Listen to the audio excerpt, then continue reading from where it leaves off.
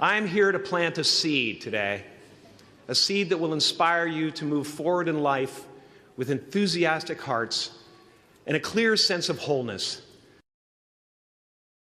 Because life doesn't happen to you, it happens for you. Your job is not to figure out how it's going to happen for you, but to open the door in your head. And when the door opens in real life, just walk through it. Don't worry if you miss your cue, because there's always doors opening. They keep opening. And when I say life doesn't happen to you, it happens for you, I really don't know if that's true. I'm just making a conscious choice to perceive challenges as something beneficial so that I can deal with them in the most productive way. You'll come up with your own style. That's part of the fun. Oh, and why not take a chance on faith as well? I don't believe in hope. Hope is a beggar. Hope walks through the fire and faith leaps over it. You are ready and able to do beautiful things in this world.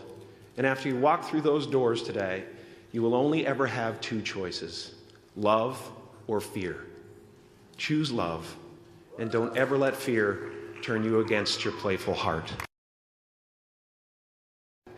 The imagination is always manufacturing scenarios, both good and bad, and the ego tries to keep you trapped in the multiplex of the mind. Fear is writing that script, and the working title is I'll Never Be Enough.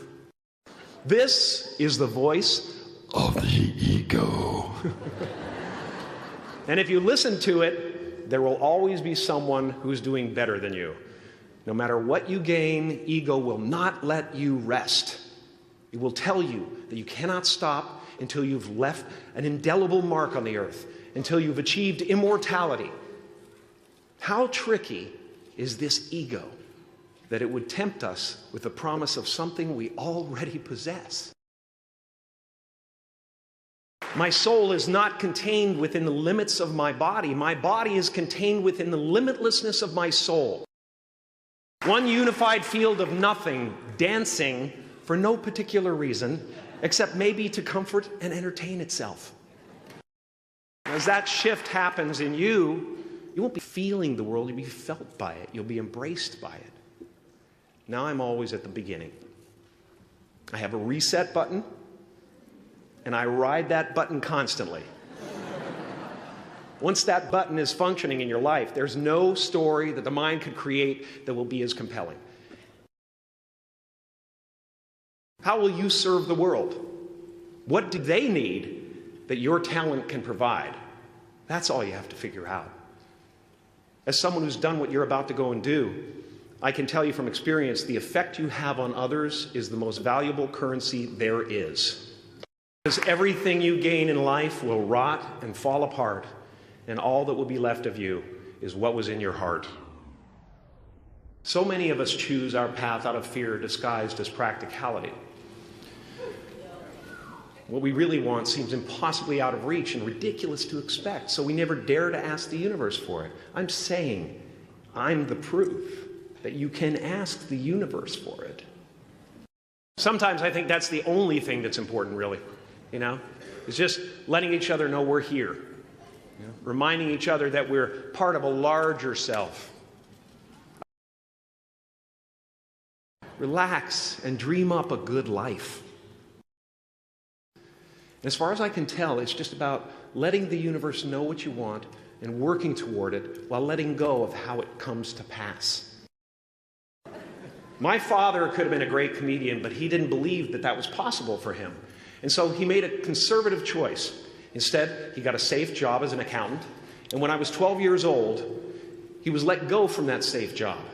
And our family had to do whatever we could to survive. I learned many great lessons from my father, not the least of which was that you can fail at what you don't want. So you might as well take a chance on doing what you love. I've often said that I wished people could realize all their dreams and wealth and fame, and so that they could see that it's not where you're going to find your sense of completion. Like many of you, I was concerned about going out into the world and doing something bigger than myself, until someone smarter than myself made me realize that there is nothing bigger than myself. But you guys are so ahead of the game. You already know who you are. And that peace that we're after, lies somewhere beyond personality, beyond the perception of others, beyond invention and disguise, even beyond effort itself. You can join the game, fight the wars, play with form all you want, but to find real peace, you have to let the armor go. Your need for acceptance can make you invisible in this world. Don't let anything stand in the way of the light that shines through this form. Risk being seen in all of your glory. Because ultimately, we're not the avatars we create. We're not the pictures on the film stock. We are the light that shines through. All else is just smoke and mirrors, distracting, but not truly compelling. Now, fear is going to be a player in your life, but you get to decide how much. You can spend your whole life imagining ghosts, worrying about the pathway to the future, but all there will ever be is what's happening here, and the decisions we make in this moment, which are based in either love or fear.